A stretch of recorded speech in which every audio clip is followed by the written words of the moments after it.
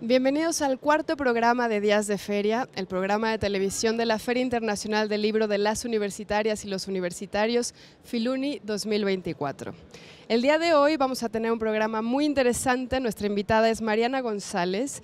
Ella es originaria de Uruguay, nació y vive en Montevideo, trabaja en la Universidad de la República de Uruguay en la Facultad de Ciencias Sociales, fue presidenta del Instituto Nacional de Derechos Humanos de Uruguay, es integrante del Centro de Estudios Interdisciplinarios Feministas y coordinadora del Observatorio para la Igualdad de Género. Bienvenida, Mariana, ¿cómo estás? Muy bien, muchas gracias por esta entrevista y bueno, muy contenta de estar aquí en la Filuni. Genial. Y honrada además de que la Universidad de la República sea la invitada especial también. Bueno, estamos felices de que todo Uruguay esté recordándonos este vínculo tan profundo y tan largo para las cosas buenas y también algunos ecos de cosas que vamos a platicar como la violencia de género contigo más adelante en este programa. Y bueno, antes de comenzar nuestra charla, quiero contarles un poquito de lo que sucedió ayer en Filuni 2024. Tuvimos a Martín Puchet, a Rodrigo Arim, a Leonardo Lomelí Vanegas, a Jorge Javier y a Lorena Rodríguez León en un evento que se tituló Miradas sobre la investigación en economía en Uruguay, 70 años del Instituto de Economía. Tuvimos también a Jorge Carrión, en compañía de Cintia García Leiva, en un encuentro divino sobre escritura y podcast para los jóvenes. Tuvimos también El vuelo infinito, 70 años de la poesía de Vicente Quirarte, con Elsa Cross, Marco Antonio Campos y con Francisco Hernández. Además estuvo Jacobo Dayan con Pietro Ameglio y con Bruno Velázquez en un conversatorio sobre cultura de paz en entornos de guerra. El día de hoy se llevaron a cabo las charlas El lenguaje literario desde la paternidad con Andrés Neumann, con Vicente Alfonso, con Antonio Ramos Revillas y con Julieta García. También se presentó el libro Extrañas con Guillermo Arriaga y Paola Tinoco. Y además hubo una charla muy interesante que se tituló Un paseo por los bosques de la crónica literaria con Fernanda Melchor, Antonio Ortuño y con Julia Santibáñez. Vamos a conversar con Mariana, pero antes vamos a ver una cápsula muy interesante sobre la reedición de las cartas que Rosario Castellanos le escribió durante 20 años a su pareja sentimental, Ricardo Guerra. Esta cápsula con Rosa Beltrán y ya volvemos.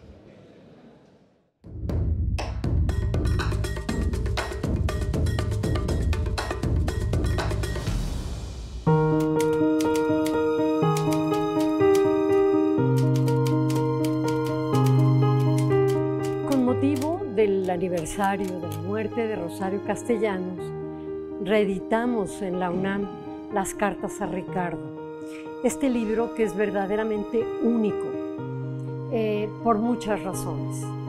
Uno, era inencontrable.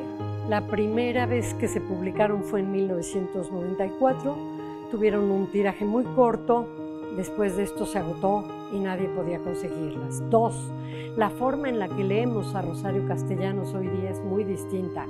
Es impresionante ver que en cada una de las presentaciones agotamos los libros que llevamos y que son muchos hombres también quienes están interesados en rescatar a Rosario Castellanos y releerla.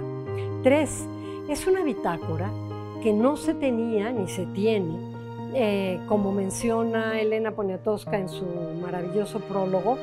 Quizá tiene como antecedente las cartas de Virginia Woolf.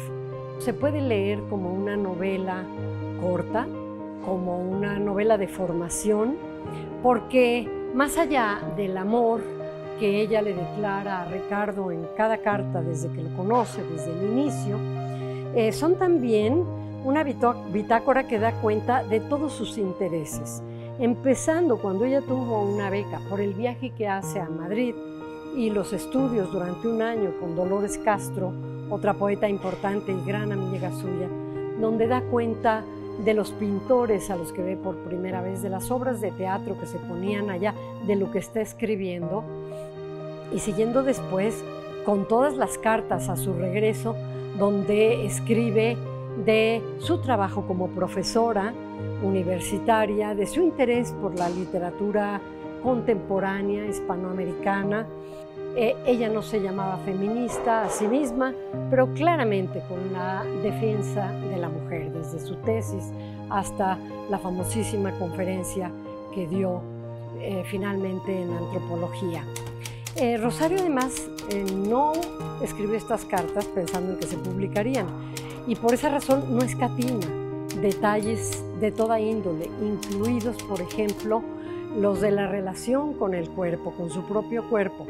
Esto que ahora está tan en boga y que, sobre todo para las mujeres, es importantísimo, porque la posición del cuerpo, no solo espacial, sino hacia adentro, es una posición política también. Así que conocer a esta otra Rosario en sus costumbres, en su cotidianidad, en su relación con Gabriel, su hijo, en su estadía en Estados Unidos, en la Universidad de Madison, Wisconsin, y después de Indiana, en Bloomington, nos abre un panorama mucho más completo y complejo del que tenemos cuando solo leemos su obra de ficción, sus obras de teatro, su poesía.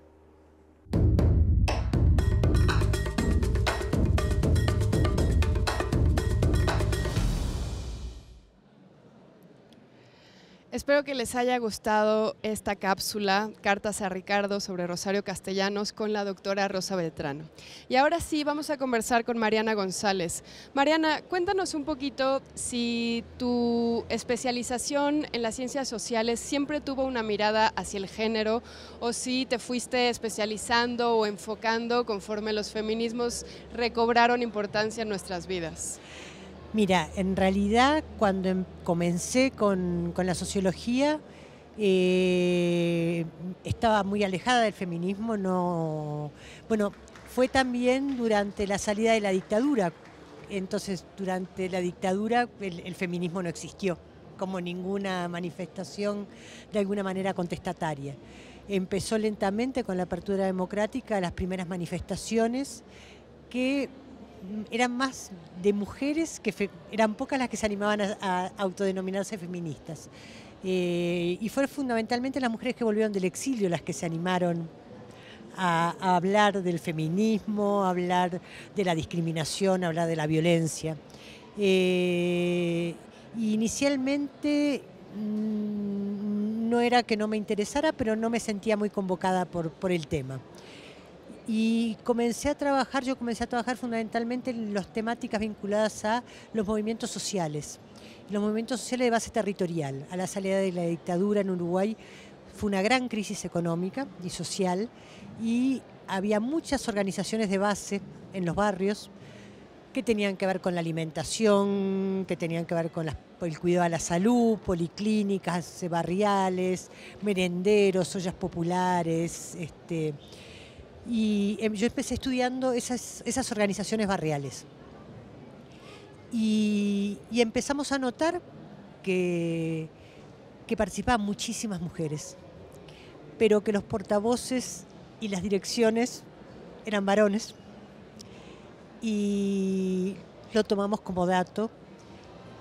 Hicimos algunos trabajos sobre ese tema y nos invitaron a participar en una red latinoamericana de mujeres y gobiernos locales. Y allí fue por los años 90 que empecé a incursionar en esta temática. Y bueno, me fue convocando, apasionando desde lo académico, o sea, desde el estudio de la temática, pero también desde la imbricación de alguna manera con diferentes movimientos y organizaciones feministas a las que me empecé a acercar, empecé a participar, fundamentalmente desde un rol profesional vinculado al asesoramiento, a la capacitación, etcétera. Pero bueno, me fue envolviendo la temática, cada vez comprometiendo más.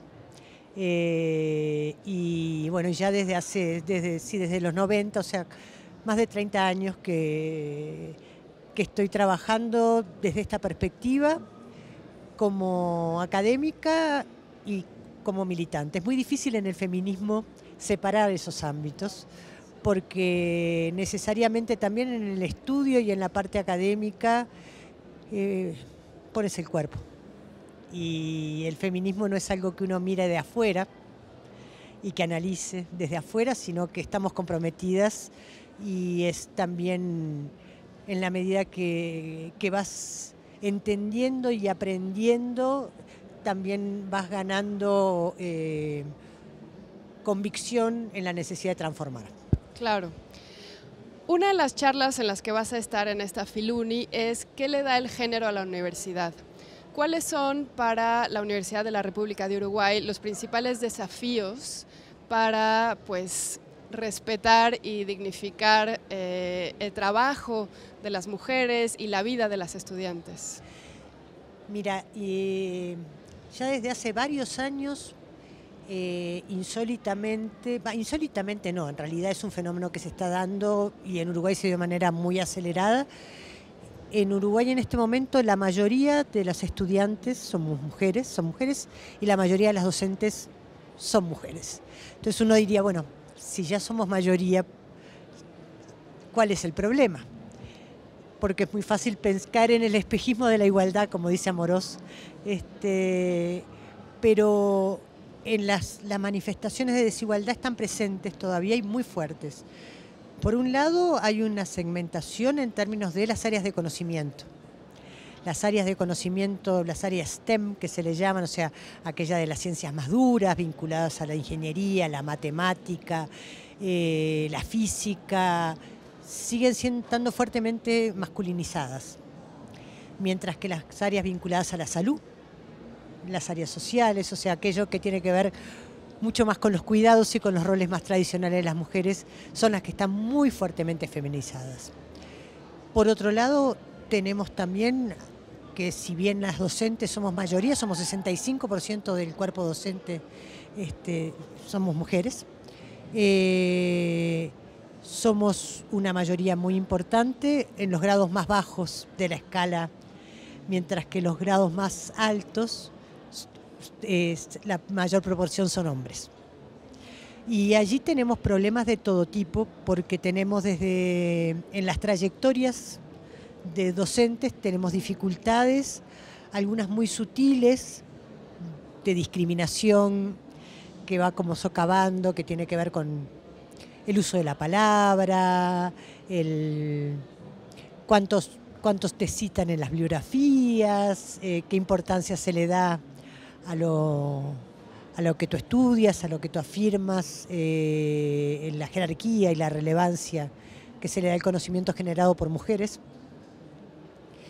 Y también en otros casos más desembosado, y tiene que ver muchos casos con una discriminación más clara y que en los casos extremos se manifiestan diferentes manifestaciones de violencia. Y bueno, y también hay acoso y discriminación y acoso sexual en nuestra universidad, que estamos peleando, tratando de buscar los caminos para generar políticas, o sea, por un lado generar la evidencia, mostrar que eso existe, porque Uruguay es una sociedad pequeña y muy particular, como tuvo una temprana legislación muy liberal y muy favorable a las mujeres. Luego, en el comienzo del siglo XXI, tuvimos un gran movimiento en términos de los nuevos derechos en la agenda y en las normas vinculadas a la identidad de género, a la igualdad de género, a la violencia de género, etcétera. Normativamente estamos muy bien, pero culturalmente todavía la discriminación se siente y las tareas de cuidado impactan y mucho en las carreras académicas de las mujeres en la Universidad de la República. Bueno, prácticamente todo lo que mencionas es un espejo para México, no solo en las universidades, sino en otros ámbitos de desarrollo. Y bueno, puesto que buena parte de los movimientos sociales empiezan con los estudiantados o las estudiantadas, ¿cómo colaboran ustedes con las estudiantes para visibilizar, para exigir, para, dices, las normativas existen, bueno, para que se cumplan? Mira, en realidad Por un lado, la Universidad de la República es cogobernada, o sea, los estudiantes participan de todos los ámbitos de decisión y de los ámbitos de gobierno universitario, a nivel central y a nivel de todos los servicios y las facultades. Y muchas veces son ellos que empujan estos temas y que nos obligan a buscar respuestas.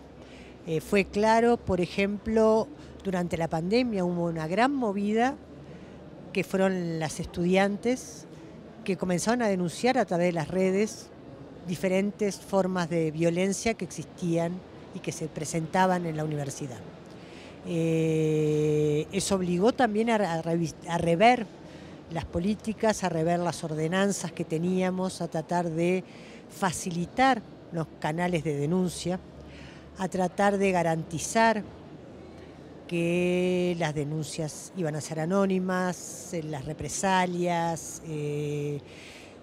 tratando también de sancionar, pero también mucho de prevenir y de cambiar la cultura. Porque sabemos que la sanción no resuelve, que es necesario ir por un camino que es más profundo, que es más difícil también, claro, que es un cambio en la cultura. Y la cultura universitaria, las mujeres entramos a las universidades por la ventana, en realidad. Estaban pensadas por los hombres y para los hombres, no eran para las mujeres. Y eso se nota hasta hoy en los códigos, en las formas en que nos dirigimos, en la meritocracia, en qué se considera excelencia o no.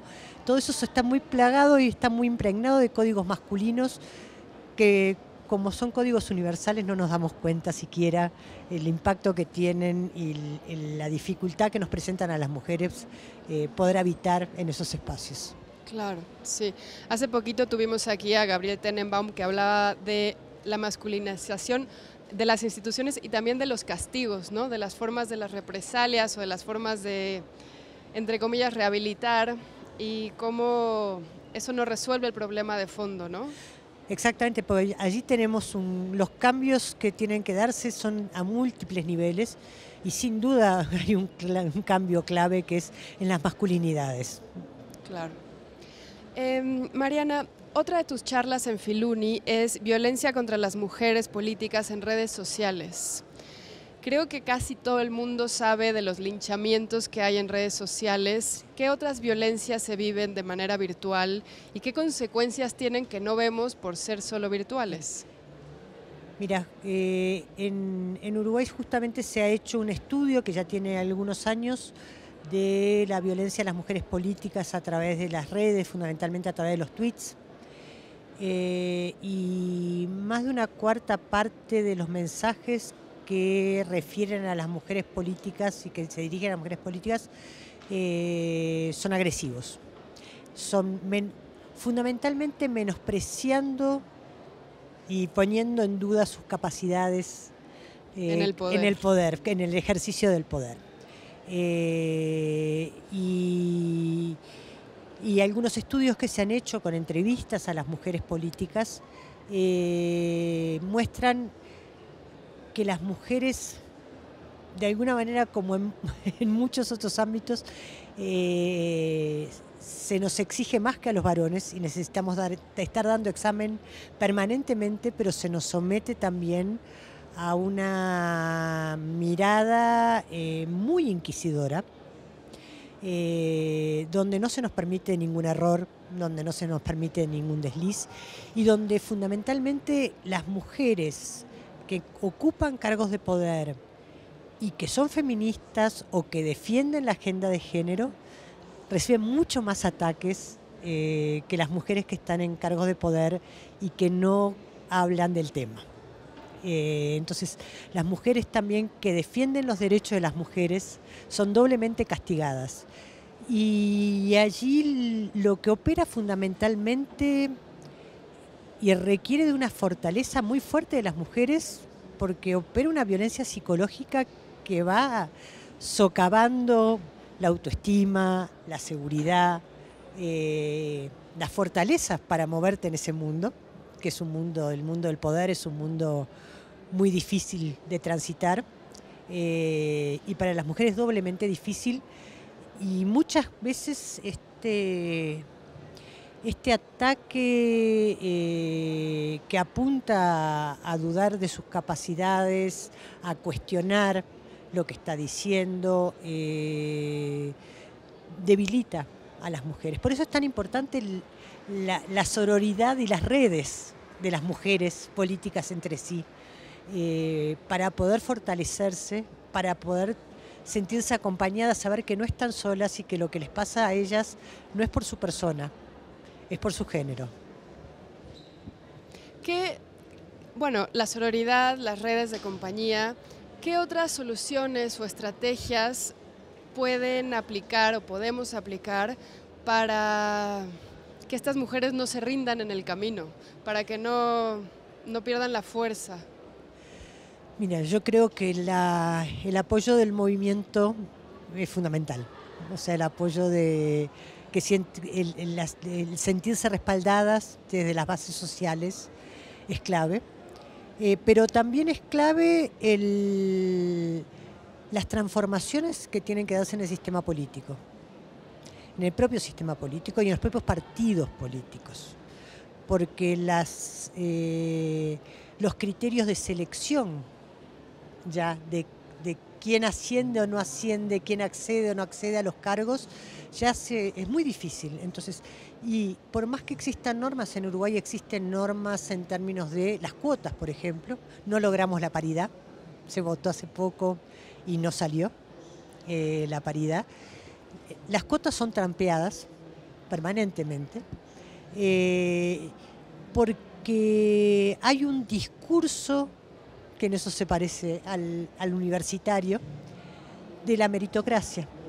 O sea, llega el quien es capaz y parece que fuera un problema de capacidad solamente, cuando no es un problema de capacidad, porque a las mujeres se nos pide mucho más que a los varones. Entonces, hay un tema de normativa, donde la normativa tiene que acompañar, apoyar, a obligar, en primera instancia, si no es por las buenas, que sea por las leyes, que las mujeres tienen que estar en los partidos políticos, que las mujeres tienen que estar en los órganos de decisión de los partidos políticos, que las mujeres tienen que estar en las listas y que las mujeres tienen que estar en los cargos de decisión.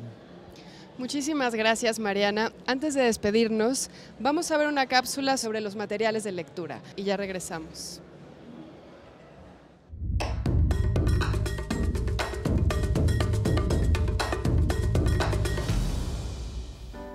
Una de las más felices noticias que tenemos para quienes vendrán a Filuni este año y para quienes no puedan estar aquí físicamente es que estamos reeditando en nuestra colección material de lectura en esta nueva época y queremos celebrar la literatura uruguaya, queremos celebrar uno de los momentos más vitales y emocionantes de la literatura en Uruguay, que viene de esa generación del 45, un movimiento del que formaron parte tanto la poeta Idea Vilariño como Ida Vitale, que estará con nosotros en Filuni.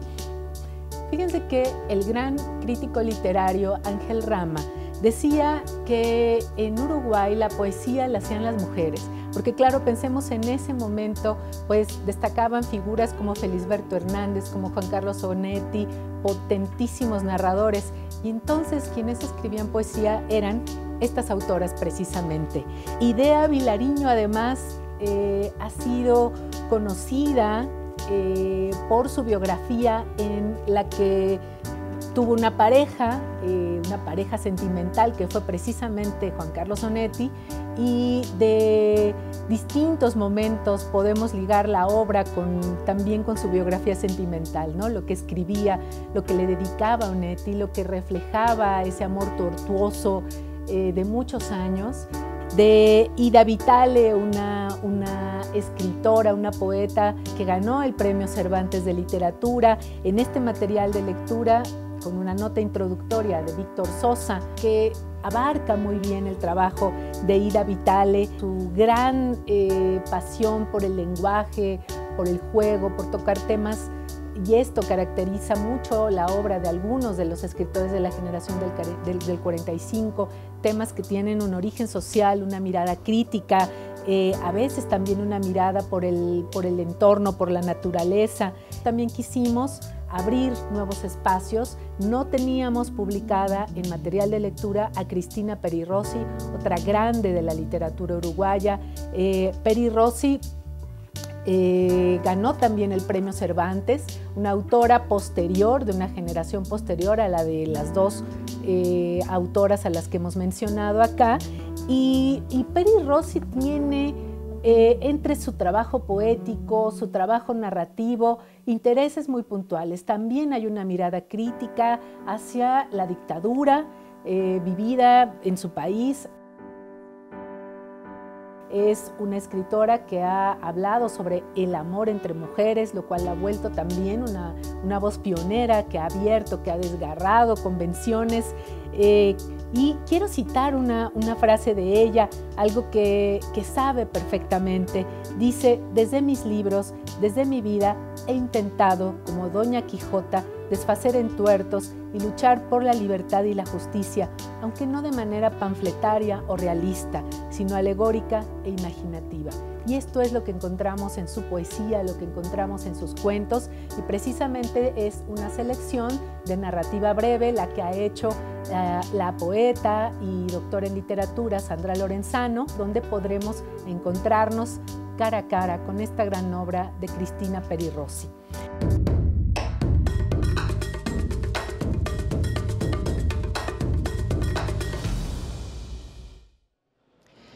Hemos llegado al final del programa. Muchísimas gracias, Mariana. Fue un placer hablar contigo.